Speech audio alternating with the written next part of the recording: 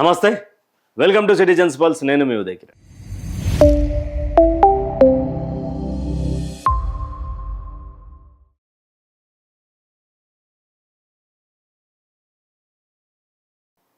నా వెనక ఒక బీజీ చూస్తూ ఉన్నారు, దాని మీద ఒక టైటిల్ చూస్తూ ఉన్నారు. నాగపూర్ పెద్దలు షాక్. ఎవరికి, ఏమిటి, అసలు ఏం జరిగింది అనేది క్లుప్తంగా ఈ వీడియోలో మాట్లాడుకునే ప్రయత్నం చేద్దాం. ముందుగా నలుగురికి షేర్ చేయరి, తప్పకుండా సబ్స్క్రైబ్ చేయరి, కామెంట్ సెక్షన్లో మీ అభిప్రాయాన్ని కామెంట్ చేయండి. అది మంచి అయినా, చెడైనా, నెగిటివ్ అయినా, పాజిటివ్ అయినా. అయితే వీడియోలోకి పోయే ముందు ఇదంతా మాట్లాడుకున్నాం కదా. అయితే 2026 ఎన్నికలు జరిగినాయి. దాంట్లో భారతీయ జనతా పార్టీ మూడు చోట్లను అస్సాం, పుదుచ్చేరి, బెంగాల్ కైవసం చేసుకుంది. తమిళనాడు పోయింది, కేరళ దగ్గరలో కూడా లేదు, తమిళనాడులో కూడా దగ్గరలో. సౌత్లో పాగ్గా వేద్దాం అనుకున్నటువంటి ప్లాన్ తిప్పికొట్టింది, బెడిసి కొట్టింది.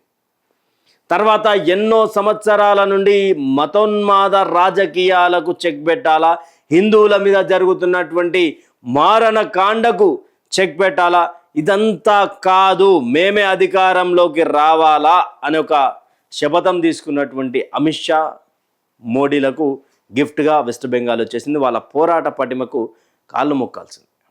బట్ వెస్ట్ బెంగాల్ రాజకీయాలల్లో డిఫరెంట్ నేరేటివ్ తిరుగుతూ ఉన్నది. ఒక్కసారిగా భారతీయ జనతా పార్టీ అధికారంలోకి రాగానే ఇన్ని రోజులు హిందువులను చులకనగా చూసినటువంటి వ్యక్తులు, హిందువులను ఘోరాది ఘోరంగా కొట్టినా, చంపినా, మానభంగాలు చేసినటువంటి లేపనటువంటి నోర్లు ఈరోజు తృణమూల్ కాంగ్రెస్ ఒరిజినల్ మాది, మా పార్టీ అని చెప్పేసి రిజైన్ చేసి భారతీయ జనతా పార్టీలకు పోదామని, చొచ్చుకోపోదామని చూస్తున్నటువంటి వాళ్లకు షాక్ ఇచ్చారు.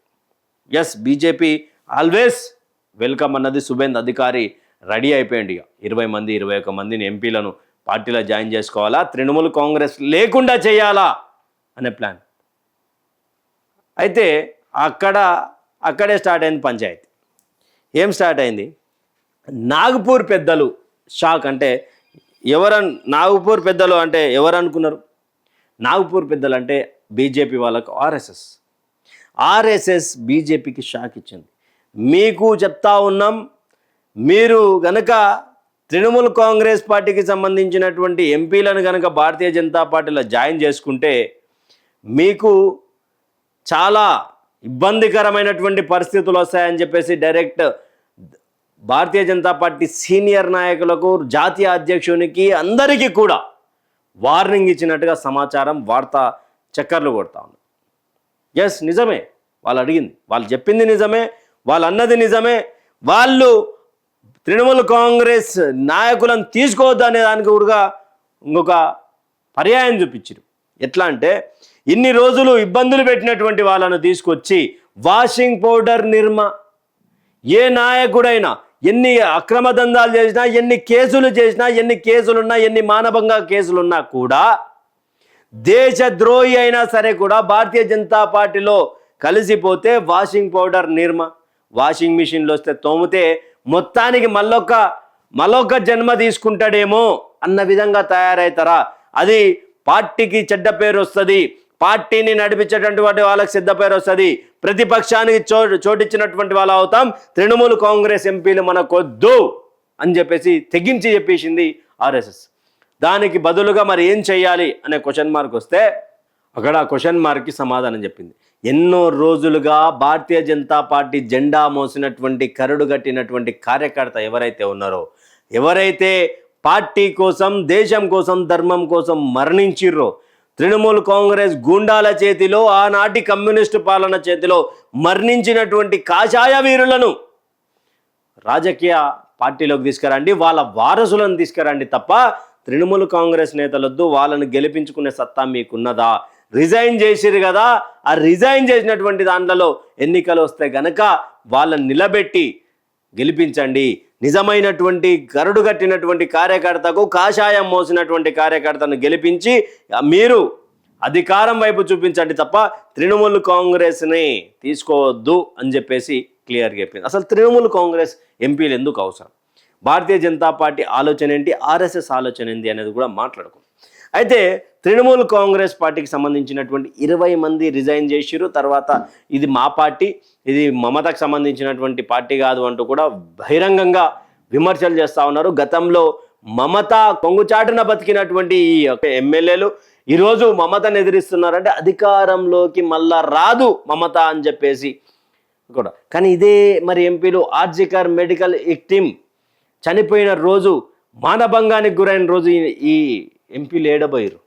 ఈ ఎంపీలు ఎందుకు మాట్లాడలేదు?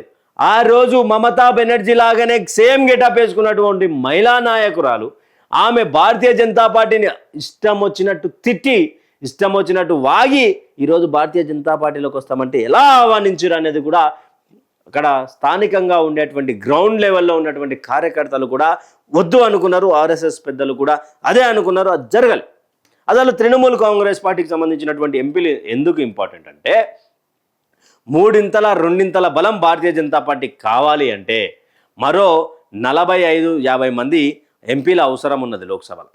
అక్కడ ఎందుకు డీలిమిటేషన్, మహిళా రిజర్వేషన్ బిల్, 1 నేషన్ 1 ఎలక్షన్ తీసుకురావడానికి గతంలో పెట్టినటువంటి సమ్మర్ స్పెషల్, సమ్మర్ గిఫ్ట్గా పెట్టినటువంటి ఈ యొక్క పంచాయతీ లోక్సభలో 290 మంది భారతీయ జనతా పార్టీ సంబంధించినటువంటి బిల్ పాస్ కావాలని చెప్పి ఎస్ అని కొడితే 230 మంది మాకొద్దు ఈ బిల్ అని చెప్పేసి అపోజ్ చేసిర్రు.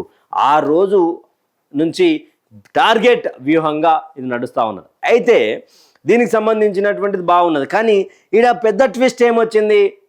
సడన్గా 20 మంది భారతీయ జనతా పార్టీ నో అని చెప్పంగానే ఆర్ఎస్ఎస్ పెద్దలు షాక్ ఇవ్వంగానే ఇక్కడ పోయారు, ఎన్సీపీ పార్టీలకు పోయారు. ఎన్సీపీ అంటే శరద్ పవార్ పార్టీ కాదు, నేషనలిస్ట్ సిటిజన్ పార్టీ. త్రిపురకు సంబంధించినటువంటి ఒక చిన్న పార్టీలో 20 మందిని జాయిన్ చేశారు. అక్కడ మెర్జ్ అయిపోయారు. లోక్సభలో మాకంటూ ఒక ఎన్సీపీలో మేము జాయిన్ అయినాం, మాకంటూ ఒక సీటింగ్ కేటాయింపాలే మా 20 మందికి అని చెప్పేసి కూడా వాళ్ళు చెప్పారు. ఎన్సీపీలో ఎందుకు జాయిన్ అయ్యారంటే దీని వెనుక బీజేపీ వ్యూహం ఉంటుంది అనేది కూడా అందరు మాట్లాడుకుంటారు. నిజంగానే ఉండొచ్చు. ఎందుకంటే భారతీయ జనతా పార్టీలోకి తీసుకోలేం, కానీ నేషనలిస్ట్ సిటిజన్స్ పార్టీలోకి తీసుకొని ఆ యొక్క బలాన్ని ఇక్కడ మద్దతు చేకూరేలా ఉంటుంది. అక్కడ ఎవరైతే ఈ రెబల్స్కి హెడ్గా వ్యవహరిస్తున్నారో ఆయన క్లియర్గా చెప్పింది, మేము భారతీయ జనతా పార్టీతో ఉంటున్నాం, భారతీయ జనతా పార్టీకి సపోర్ట్ చేస్తాం అని. అంటే భారతీయ జనతా పార్టీ పెద్దలకు కింది స్థాయిలో ఉన్నటువంటి క్యాడర్ చనిపోయినా, ఎవరు చనిపోయినా నోరెత్తనటువంటి నాయకులు వచ్చి ఈరోజు కండువాలు కప్పుకుంటా అంటే ఎట్లా సిద్ధమవుతారా అనేది కూడా ఆర్ఎస్ఎస్ పెద్దల నుంచి వచ్చినటువంటి పెద్ద పెద్ద క్వశ్చన్లు. దానికి సంబంధించి ఇప్పటివరకు ఆన్సర్ చెప్పనటువంటి పరిస్థితి.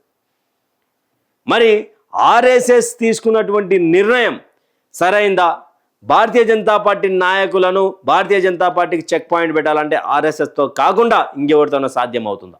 నిజానికి టీఎంసీ నేతలు అవసరం ఉన్నప్పటికీ కూడా ఆ రాజు సందేశ్ ఖలీ అలాంటి సంఘటనలు జరిగినప్పుడు, హింసాత్మకమైనటువంటి కాండ జరిగినప్పుడు, మరణ కాండ జరిగినప్పుడు, మానభంగాలు జరిగినప్పుడు మాట్లాడినటువంటి వాళ్ళు, హిందువులను చులకనగా చూసినటువంటి వాళ్ళు నిజానికి భారతీయ జనతా పార్టీకి అవసరమా అనేది కూడా మీ అభిప్రాయాన్ని కామెంట్ సెక్షన్లో కామెంట్ చేయండి.